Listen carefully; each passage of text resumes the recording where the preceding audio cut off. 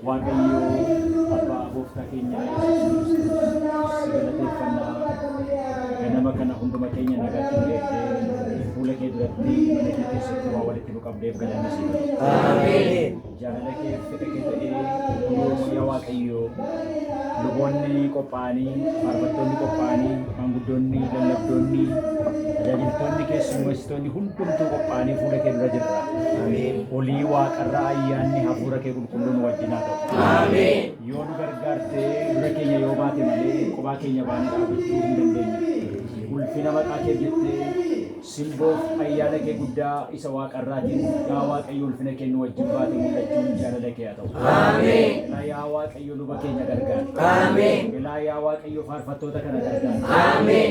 Yaa Waaqayyo warra lallaban gargaara. Ameen. Yaa Waaqayyo maanguddoota gargaara. Ameen. Eebbi kee isaan haa guutu. Ameen. Kan hundumaan gootaa maqaan kee haa eebbifamu. Ameen. Jalqabaaf dhuma sagantaa keenya ati eebbisi. Ameen. Wajjin ta'e nu geggeessi. Ameen. Kan hundumaa waan gootuuf ulfaadhu. Ameen. Maqaa Gooftaa keenya Yesuus Kiristoosiin. Ameen. Ameen. Isa lamadha namni laata.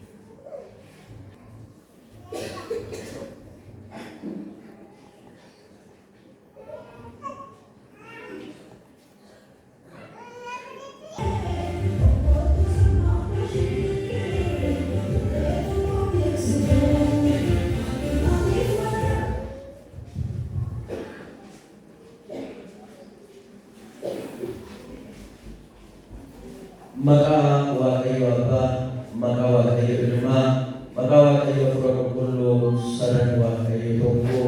Ameen. Gooftaan kan jaalatamtan amantoonni waldaa kana waldaa maqaan Yesuus dhuunfaadhaanii akkasuma immoo walii Waaqayyo waaqeffachuudhaa fi tarii waldoota kan iddoo kana kan jirtan yoo jiraatan hunduma keessaniin iyyuu baga nagaadhaan dhuftan isiniin jecha ittaansuudhaan immoo nagaa kun nagaa furaan isin gaafadhaa attam jirtu. Galanni ulfinni Waaqayyo waan isa jiraataadhaaf haa ta'u. Ani bara 2011 keessa isin tajaajila. Darbana ayuuna kana dhiismaana jiru. Maatiin wajjin jechuudha. Sana hundumaa keessatti karaa naannaan dhuftanii achitti nu gaafachuudhaan akkasumallee qarshii keessanii nu bukkee dhaabbatanii nu gargaartanii irraa warri dhukkubsatanis fayyanii Waaqayyo gargaaree Waaqayyoonni waaqeffachuu deemanii isaan isa ta'udha. Ani immoo isin tajaajilan iddoo kanatti. Kanaaf Aggaatanii asumaanii waaqayyo sina eebbisu ayyaana kana dabalee waaqayyo siniif haa baay'isu. Wanti guddaan yeroo sanaan dinqisiifachaa ture namoonni dhuunfaadhaan akka waldaatti asiillee iddoo kan biraadhaallee waaqayyo isinii kadhachaa jirra jedhu sadan dhaabbattee maal nama keessatti fakkaata.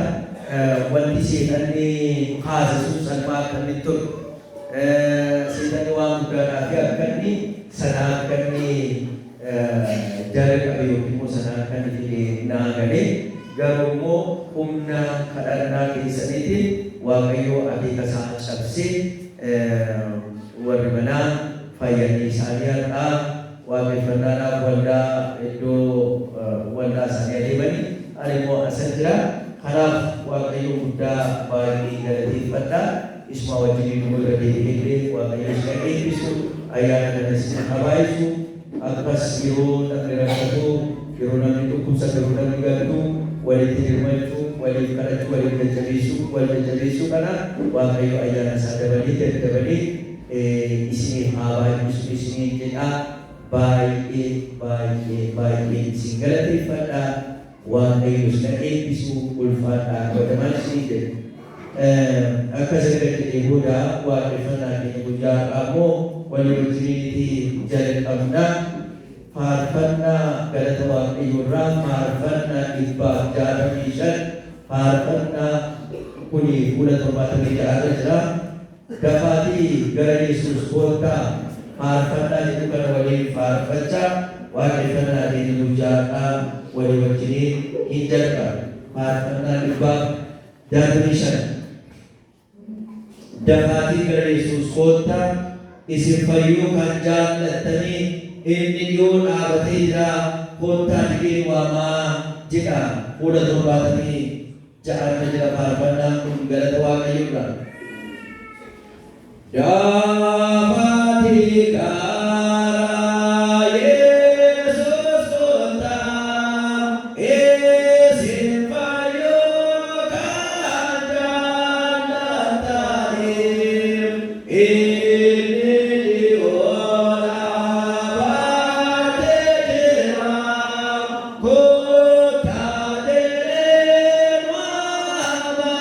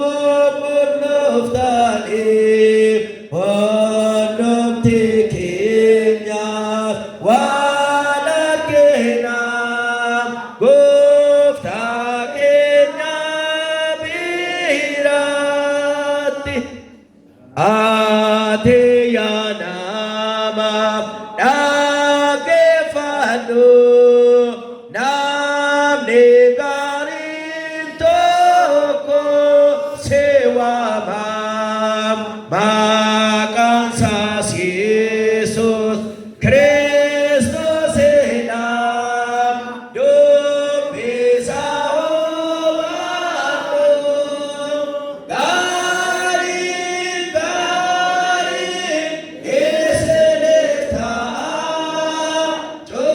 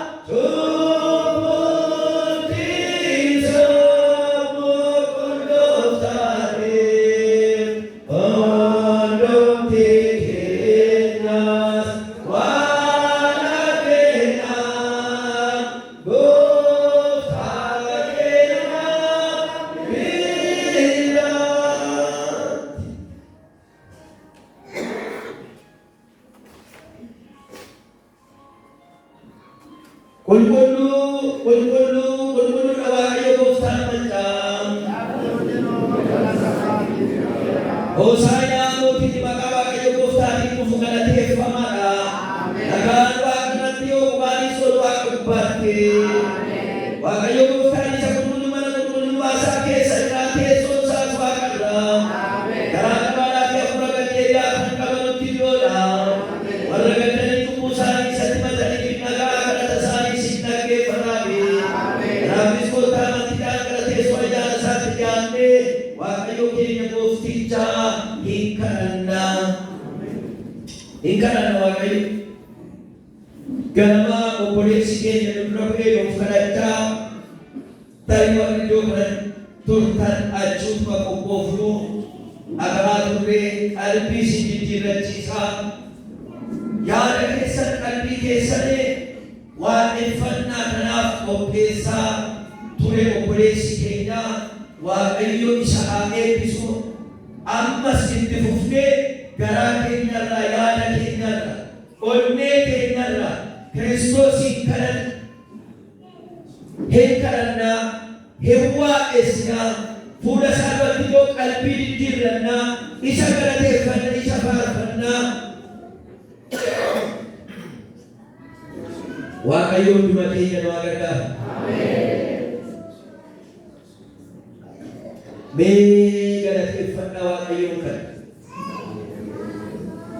Kunoo 2017 achi arceelee utoo beekin, utoo yaadatin jigi tokko xumuramuudhaaf guyyoota muraasa duwwaatu, guyyoota 4 duwwaatu waafanii jiru.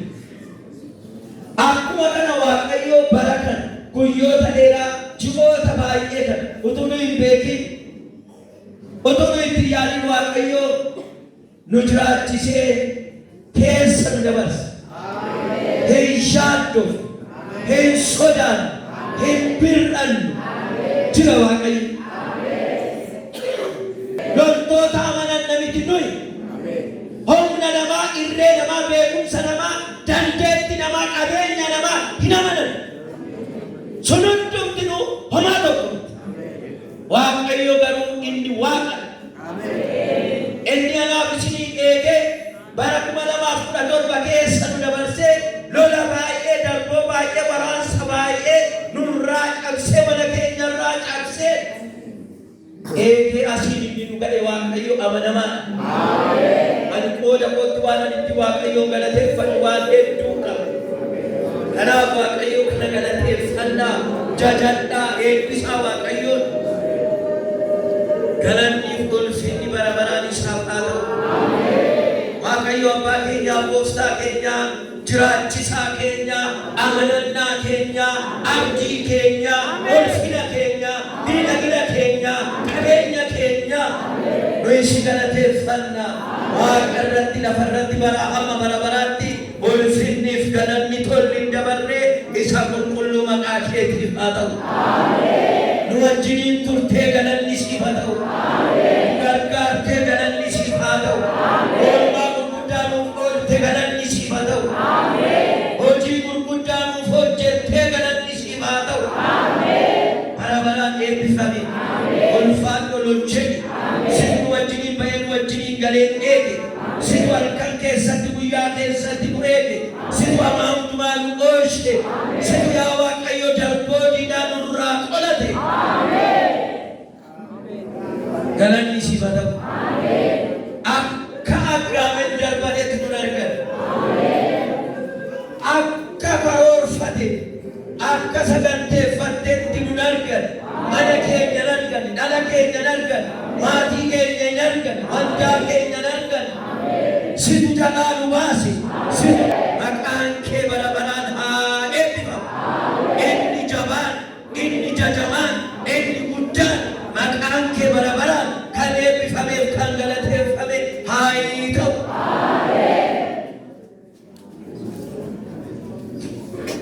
Ati isa waaqeffamu, ati isa galateeffamu, ati isa siif sagadamu, isa siif jilbeeffatamu.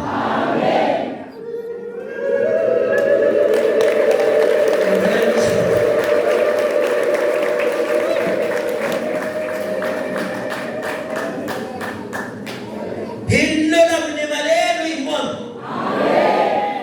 Hin darbatan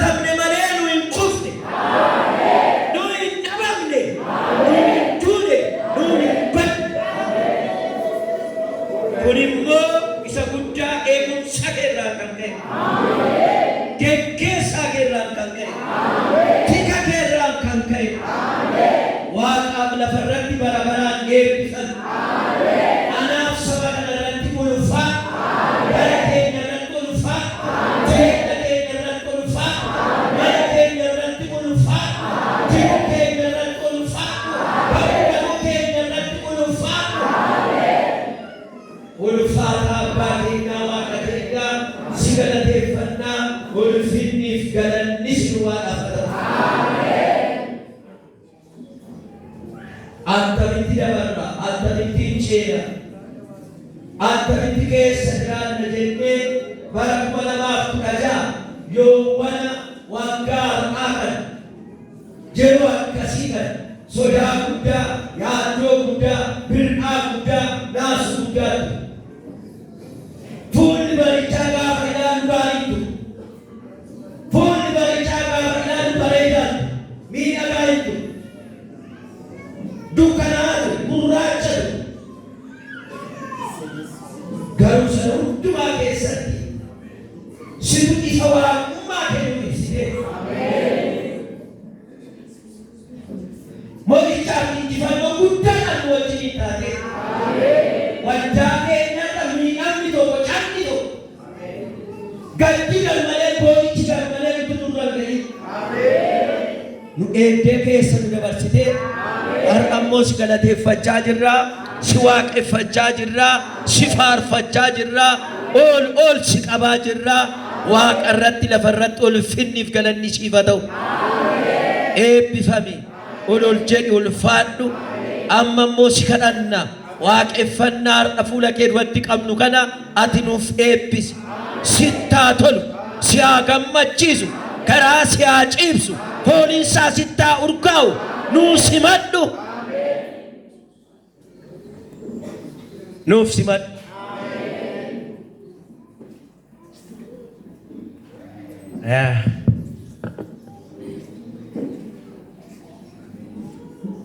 Waaqeffannaa ana nama dadhabaa kan. Galata ana nama dadhabaa kan. Ulfina ana nama dadhabaa kan. Waaqa waaqotaa teessoo keessa akka nuu simadhu, akka sitti tolu, akka si gammachiisu. Foolii isaa urgeeffattee akka itti gammadu. Aarsaa kan biraa si ilaallu tokkollee hin qabu. Galata keenya aarsaa goonee si dhiyeesse. Galata keenya aarsaa goonee siif laata. Waaqeffannaa keenyatti aarsaa foolii isaa ta'u. Aarsaa si gammachiisu. Aarsaa si tolu. Aarsaa teessoo keerraa ol kaatee simadhu. Aarsaa itti gammadu. Goonee siif dhiyeessina. Maqaa Yesuus Kiristoosiin waaqarraa waaqeffannaa keenya ati nuuf simadhu. Sitti haa tolu, si haa gammachiisu, garaa si haa ciibsu. Tarii bara dabarsinee kana keessatti kan nu ittiin si gaddisiifnu. Waan ittiin garaan kee nutti gaddi. Waan ittiin nutti qabamnu. Cubbuu hojjennee yoo jiraanne maqaa gooftaa keenya Yesuus Kiristoosiin har'allee irra deebinee si kadhannaa ati nuuf dhiyeessi. Nutti araaran. Torban dabarsinee kana keessa yaa Waaqayyoo jechaan ta'uu danda'a, gochaan, yaadaan ta'uu danda'a. Wanti nu ittiin si gaddisiifne yoo jiraate amma maqaa gooftaa keenya Yesuus Kiristoosiin waan hundumaa dursinee si kadhannaa nuuf haa dhiifamu. Nutti araaran. Nu wajjiniin ta'i. Gooftaa keenya sagalee kee akkas jedha. Namni lama utuu waliin galiin karaa walii wajjiniin hin adeemu jedhamee barreeffamee jira. Kanaaf cubbuu keenya nuu dhiisi, nutti araaramiin wajjiniin ta'i. Achi nurraa fagaattee hin dhaabatin. Akka Israa'eliin jette kana aarsaan keessanis natti hin tolu, faarfannaan keessanis natti ajaa'iba. Oobdii qorraa fagaadha. Miilla keessanii oobdii qorraa hin ejjetinaa, hin dhiitinaa, sineen fa'i. Jettee gooftaa keenyaa akka waaqeffannaa isaanii tuffatu. Funyaan kee achirraa qabadhu. maqaa gooftaa keenya Yesuus Kiristoosiin si kadhannaa sababa cubbuu keenyaan nu dhiisee gaabbilee sitti mannaa nu taraara nu dhiisi nu wajjin ta'e yeroo amma kana taasisee qabnu hunduma isaa dabarsine harka keetti laannannaa jalqabnee hamma xumurrutti ati duwwaan nu geggeessi. Qalbii jijjiirannaa keessa utuma jirru yaa Waaqayyo abbaa keenya nu maari jenna. Yaa Waaqayyo abbaa keenya nu maari cubbuu keenyas nuuf dhiisi gara jireenya bara baraattis nu geessi. Ameen. Ani jiraataa namni jal'aa karaa isaatti akka deebi'uuf akka jiraatu malee ani du'a nama jallaatti gammadu jedha Waaqayyo gooftaan. Kanaaf Waaqayyo masaa gara biyya lafaatti kennee aanuufis dabarsee kennee isatti kadhaman hundinuu jireenya bara baraa haa qabaatuuf malee haa baduuf miti. Kanaaf abboonni gooftaa keenya Yesuus Kiristoosiin dhiifama cubbuu keessanii maqaa Waaqayyo Abbaa, maqaa Waaqayyo Ilmaa, maqaa Waaqayyo Hafuura Qulqulluu Waaqayyo tokkoon isinitti nan himaa. Ameen. Mee Waaqayyoon ni galateeffadha. Jajjabina Waaqayyoo eebbisa oolmaa. Maqaan isaa moon kan jedhe haa ta'u.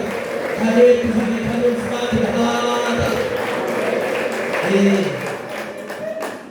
Akka isaatiif Hafuura Qulqulluufis jalqaba akka ture amma darbees hamma bara baraatti. Ameen. Waaqayyo isin wajjin haa ta'u. Gooftaan keenya Yesuus Kiristoos akka jedha nagaa isin biratti nan hambisa nagaa koo isiniif nan kenna ani akka biyyi lafaa kennutti isiniif kenna miti garaan keessan irraafamee hin sodaatinis kanaaf nagaa kan akkasii wal gaafattaniif jaalala Waaqayyooti kan isin gaafadhaa nagaa Waaqayyoo kana wal gaafadhaa.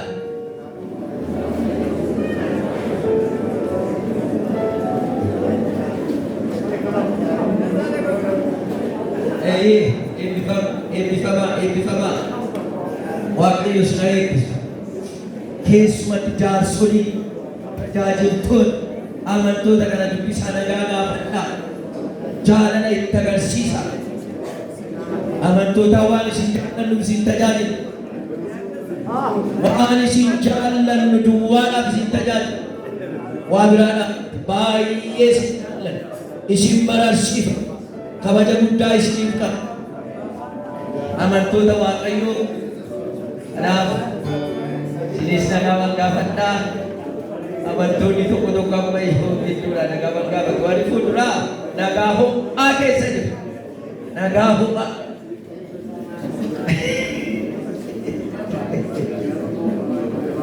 Nagaa ho'aa wal gaafachaa jiru. Warri dugdanii waan akka walitti dhufanii dhaabatan.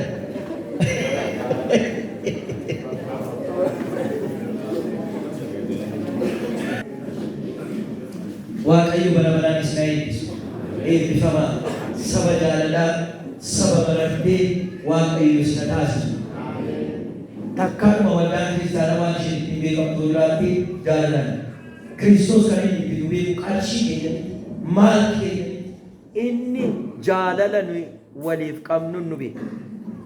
Namoonni iyyuu isa kanaan